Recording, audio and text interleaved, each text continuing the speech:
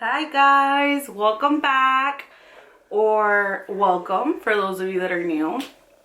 Today I'm going to do books I read in the month of November, and as you guys can see, I have a new little background because I have finished my book room. I'm so excited. I'm so in love. Obviously I can still put more decor, I can still put more books on my shelves, but right now I'm in love with it. Maybe I'll film like a little tour of it. It's just a little baby room, it's nothing big, but I built it during Thanksgiving break all on my own. Alberto just helped me paint like the edge on the ceiling, but I built my bookshelves, I brought my books over here, I did everything on my own. I built my couch. I'm so proud. But anyways, let's get into the books that I read this month. I have to say this was not a super fantastic month for me. I only read 4 books. I know that's horrible, but I feel that I was just so busy. But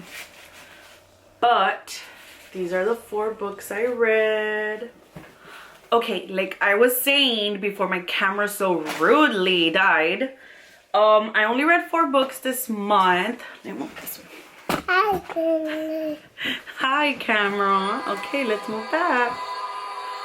So the first book I read was Shout by Laurie Halse Anderson. This book basically, well, not basically, but it is a memoir from when she was younger, and she was actually a sexual assault victim. So it's what I think. Let me try to remember, because I read this one like in the beginning of the month. I take off my glasses because they're like super smudged. So I think this one, it's what inspired her to write Speak. So she was sexually assaulted by someone that she kind of like trusted already when she was younger, and she was always afraid, just like Melinda in Speak. Eventually she learned to cope with it, and it's just a memoir about her life and her sexual assault and how she overcame it and how she became this successful author and wrote all these books. And it also talks about like her going to schools and speaking about her book Speak, or having principals like not allow her to speak in those schools because her book was banned, which I think it's stupid.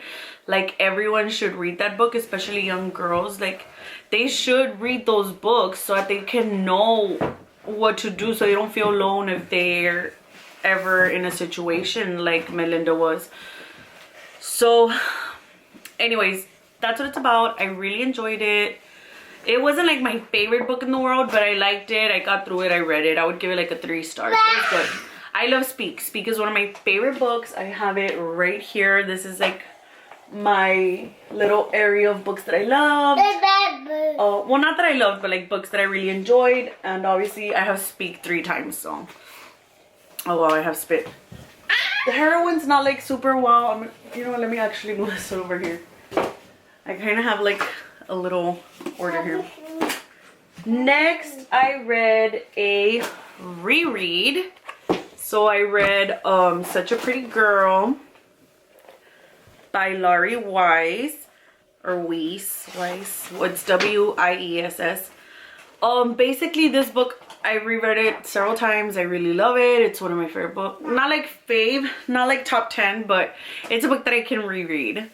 So basically this book is just about a girl that was sexually assaulted by her dad. We kind of have like a pattern going on here. But it's a book on a girl that becomes or gets sexually assaulted by her father. And when she goes to the hospital, well, she tells, right? Like, she says what happens. Her dad gets sent to jail because she was apparently not the only child he was molesting and stuff. So he gets sent to jail, and he was supposed to stay in jail till she was 18, but he gets released early. And her mom is this freaking psycho that I hate. Her mom pisses me off. She's like those ladies that put their man before their children. She deserves not to have kids. I freaking hate her. I just wanted to punch her in the face the whole time. Like, I hate people like that. Like, if you have kids, your kids are your priority, not like your husband or your boyfriend or whatever. Like, your kids were literally in you. Like, you birthed them.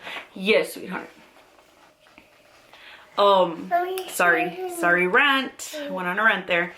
But the mom is crazy and she wants the dad to live with them and stuff. And so it's just like this girl named, I forgot her name, Meredith. So it's just this girl named Meredith and how she's kind of like coping with her dad coming back and her anxiety, and how she kind of gets him sent back to jail. Does he get sent back to jail? I think he does. But this is a really good book. It's one of my favorite books ever. 4-star, definitely. I love it. I reread it often. It's one of the few books that I can reread often. I should do like a top 10 fave books also. This one goes up here. Let me leave it on here for us. Next.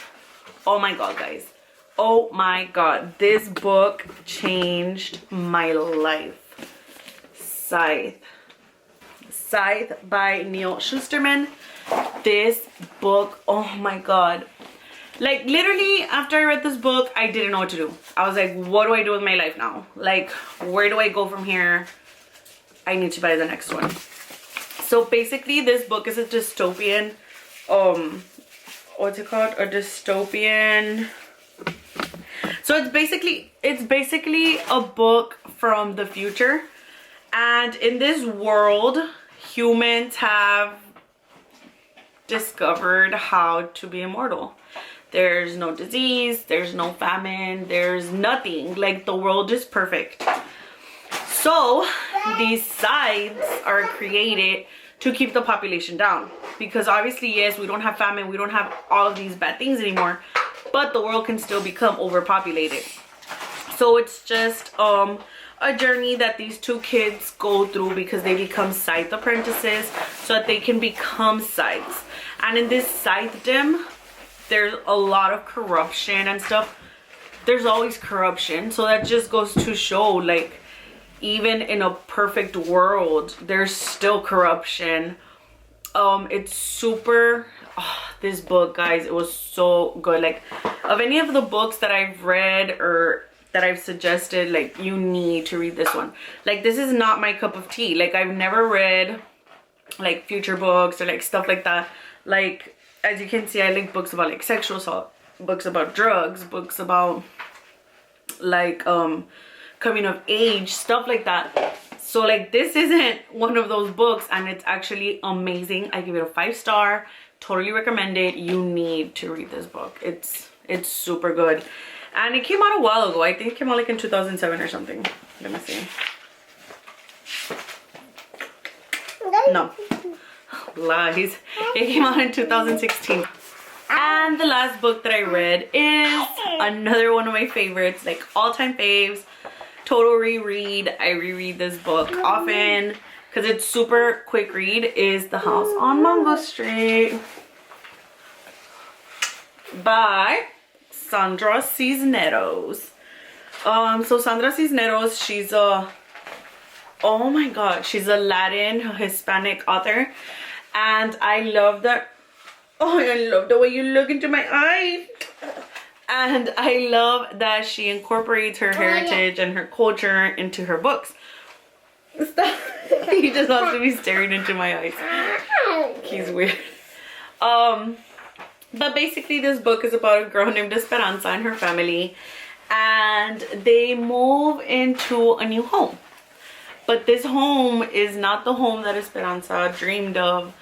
It's not the home that she wished for. It's like a little shabby house with crooked stairs and peeling paint. And it's basically, this is like a coming of age book. So it starts out, whoa, we're gonna drop the camera. Here, come look at the Mickey Mouse book.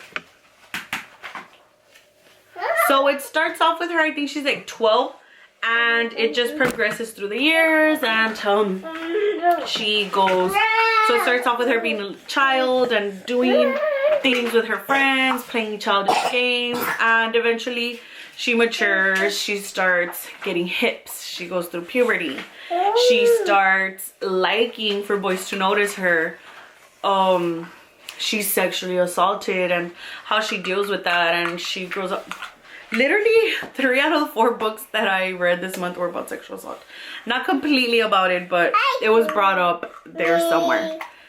So this is a really good book. This is also 5 stars for me. It's one of my favorite books ever.